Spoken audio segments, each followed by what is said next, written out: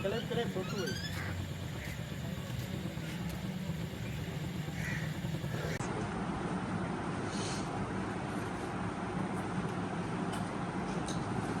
کرو شیٹ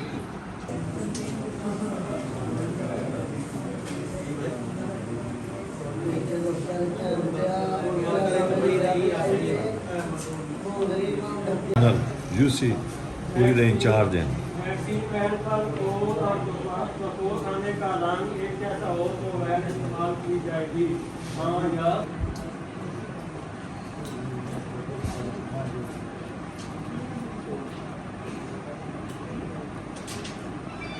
ہمارے بچے اور بچیاں کتنے ہیں؟ 2 سوال ہو گئے. تیسرا سوال بڑھائیں گے یہ لازمی یاد کر لو. اس نے 7-8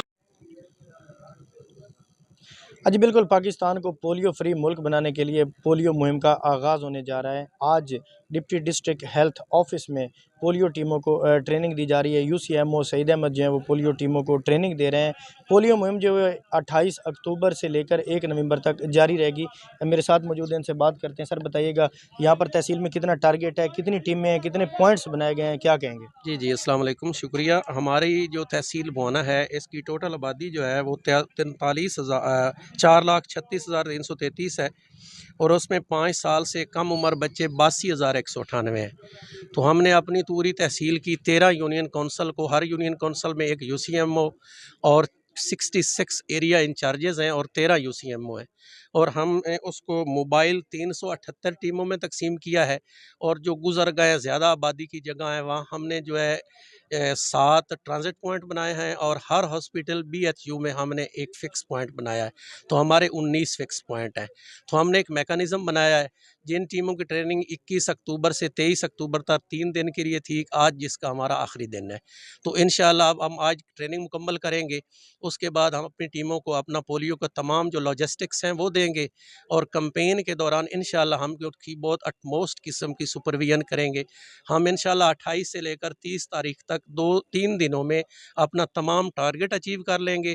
اور جب ہم یہ کر لیں گے تو پچھلے جو 2 دن ہیں 31 اکتوبر سے 1 نومبر، اس میں ہم پورے علاقے کو دوبارہ ریوزٹ کریں گے. اپنے رہ جانے والے بچے اور ایسے بچے جو کسی اور ضلع سے ہمارے پاس آئے ہیں، انشاءاللہ ہم اس کو پولیو کی موذی مرض کے خلاف حفاظتی قطرے پلا کر، اور ہم اس کے ساتھ ان کو وٹامن A کے لیے کیپسول جو ہیں وہ بھی دے رہے ہیں، جو انشاءاللہ بچوں کی قوت مدافعت میں مدد فرمائیں گے.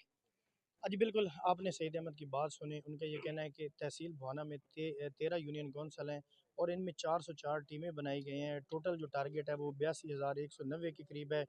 تو وہ یہ عہد کرتے ہیں کہ پولیو جو مہم ہے اس کو کامیاب بنایا جائے گا. 3 دن میں ٹارگٹ پورا کیا جائے گا اور پاکستان کو پولیو فری بنانے کے لیے جو ہے وہ اپنا بھرپور کردار ادا کریں گے.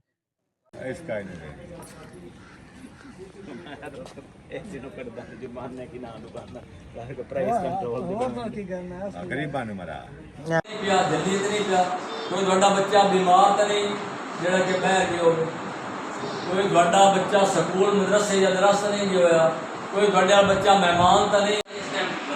یہ تیسرا سوال.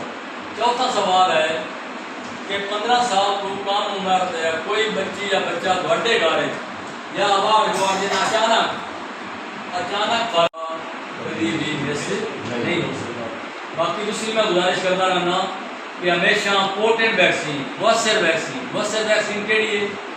مؤثر ویکسین ہوئے جن کا BBM ٹھیک ہو، جن کی ایکسپائری ڈیٹ ٹھیک ہو، جن کا بیچ نمبر پڑھیا جائے، جن کی کنڈیشن ٹھیک ہوئے، صاف نظر آ رہی ہو کہ پولیو کی ویکسین ہے، اور پھر سائے تے پلائی جائے، روشنی یا دھوپ پہ نہیں پلانی. اور بچے کے منہ 45 کے زاویے سے 2 ڈراپس جڑے نے وہ بچے کی زبان سے گرنے چاہیے نے، حالانکہ جی نہیں گرنے چاہیے. اس تو بعد پولیو کے قطرے پلاؤن تو بعد پھر وٹامن A لے پھر ٹیلی شیٹ لکھنی ہے جس بارے کتنے چھوٹے بچے نے سال کام کتنے بچیاں کتنے 1 سال تو 5 سال کے بچیاں کتنے سب پلایا. کوئی بچہ ہے تو ٹیلی شیٹ کی بیک سائڈ سے کھڑا، اگر لاکھ کرے تو لاکھ نہیں کھڑا. کلیئر ہو گیا؟ اچھا، لاکھ پہلے پولیو کے قطرے پلانے نے، اس کے بعد وٹامن A کا کیپسول دینا ہے، اس کے بعد فنگر مارکیٹ کرنی ہے. ابھی تھلے ہوتے جانا یہ ہے. میں پہلا سوال کی ہے کہ اس گھر کتنے گھر ہیں، کتنی فیملیاں، کتنے شادی شدہ جوڑے ہیں. दूसरा सवाल है